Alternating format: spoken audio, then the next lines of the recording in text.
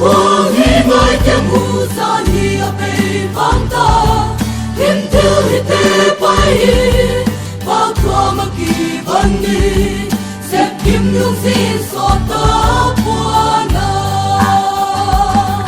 Thangvan Khawpi lam chu sa ni tin nin ka leng hi ba na ka buông hi ngơi tiếng hú sa ni a pe vang ta thêm theo hi te pai ba qua ma ki van ni sẽ kim nhung xin so ta qua na Nitinin ka suan se la hi Mo thei at sia lo hi Kin nan ka suan se la hi Oi ke u a hung tun hun no chu Thangvan Khawpi a chun le tang ka Sal tang te po tu gen ding in lal ka ne kwa sia ki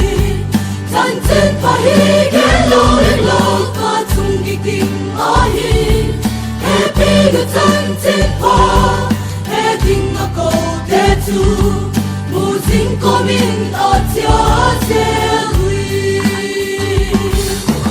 Nitinin ka suan se la hi Mo thei at sia lo hi Kin nan ka suan se la hi Oi ke u a hung tun hun no chu Thangvan Khawpi a chun le tang ka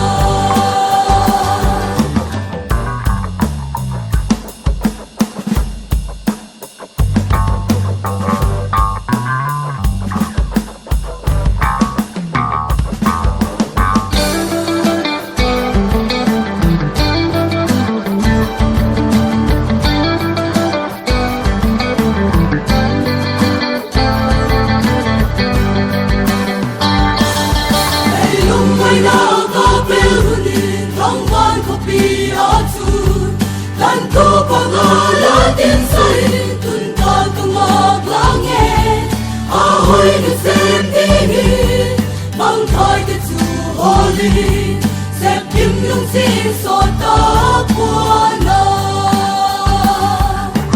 Nitinin ka suan se la hi Mo thei at sia lo hi Kin nan ka suan se la hi Oi ke u a hung tun hun no chu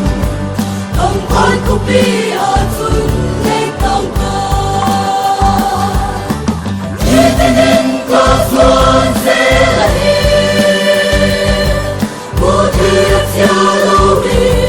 Kin nan ka suan se la hi